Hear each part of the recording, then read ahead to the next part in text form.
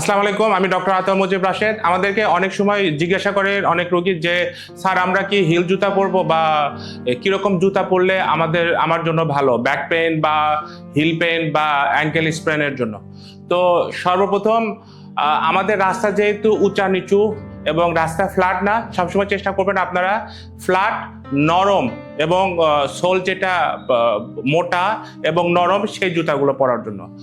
এতে আপনার হাঁটা চলাফেরা করার সময় আপনার বডিটা স্টেবল থাকতে পারে এবং এতে আপনার কাপ মাসেলের পেন বা অ্যাঙ্কেল পেন বা সাইডিকা নার্ভের পেনও অনেক অনেক কমে আসবে।